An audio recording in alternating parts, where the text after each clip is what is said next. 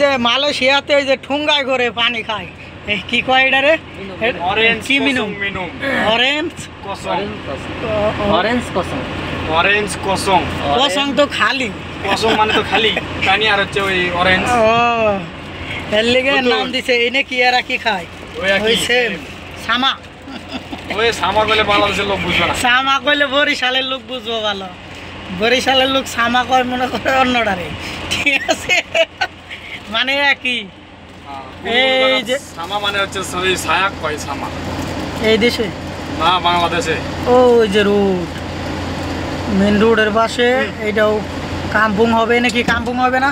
ওই আপনার কাকু হয়ে পড়ছে, দিয়ে যান। ওই যে আপনার ডাক দেন, এই আলি রে, এই মুরব্বী আয়ের নিয়ে যান একটা দিয়ে। মুন্সিরটা নামবেন আপনিও? এনে নামবেন না সামনে নামবেন? তো সামনে নামেননি, ধরেন। আর আমি একটু টান দেই, জিনিসটা ফলাবো। আচ্ছা আচ্ছা, ওকে। আমাদের বাংলাদেশি ভাই আজকে প্রথম নাকি ভাই? আজকে পারেন আপনি চালাইতে? আমি তো 5 বছর ধরে চালাই। ও বাবা, 5 বছরের অভিজ্ঞতা। মালয়েশিয়া আসছেন কতদিন হয়েছে? 7 বছর টোটালি। দেশে কি করতেন? এসে কি করে ঘুরতাম ফিরতাম, খাইতাম। 420 যারে কয়। ও আচ্ছা আচ্ছা আচ্ছা আচ্ছা। যাক ভাই, এখন বর্তমানে সুন্দর আমাদের এই কাজের সাইডে এয়ারপোর্ট আছে। একটু পরে বিমানটা ল্যান্ড করবে। চাকা কিন্তু নামাই দিছে।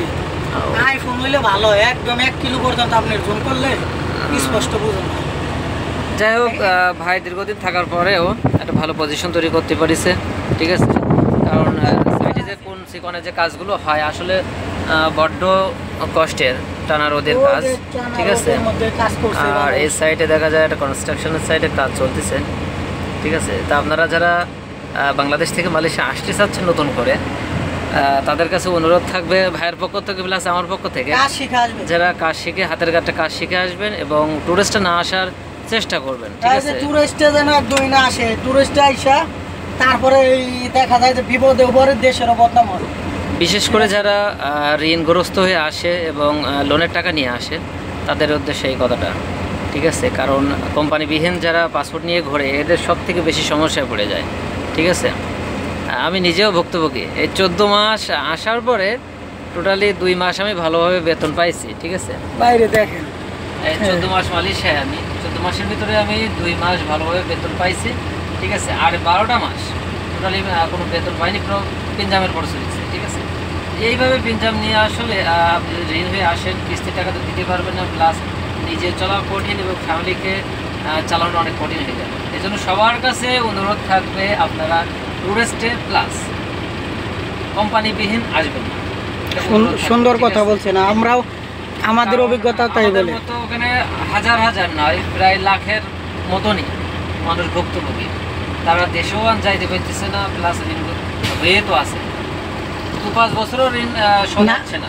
নাজমুলে ফোন দিতেছি না, এখানে হাস্যকর একটা বিষয়, প্রবাসীরা ভাই ইনকাম এখানে খারাপ করে না। প্রতিটা প্রবাসী প্রায় 50,000 টাকা প্রতি মান্থ ইনকাম করে, কিন্তু এই যে কিস্তি, এই কিস্তি চালানোর ক্ষমতা সবার হয় না। পরে একদিন সব তুলে ধরবো ইউটিউব চ্যানেলে। সবথেকে বড় সমস্যা হয়ে যায় যে আপনার কিস্তি চালানো। আর যদি ফ্যামিলিটা একটু বড় হয়ে যায়, আপনি যদি সেই ফ্যামিলির সোর্সের যদি একজন হয়ে থাকেন, আপনার ইনকামে যদি একটা সংসার চলে, তাহলে সব থেকে বিপদগ্রস্ত হয়ে যায় ওই পরিবারটা। এই জন্য অনুরোধ থাকবে বারবার, ঠিক আছে? আপনারা অবৈধভাবে আসবেন না। দরকার হলে মালয়েশিয়া বাদে আপনি অন্য দেশে যান, কিন্তু কোম্পানির কাজে যান, সেটাই সব থেকে বেটার হবে। যাই হোক, আমরা আস্তে আস্তে আগায় যাচ্ছি। ভাই সামনের দিকে যাচ্ছে কাজের জায়গায়। হ্যাঁ, মেশিন দাঁড়িয়ে রয়েছে, লুট করবো, পরে কথা হবে।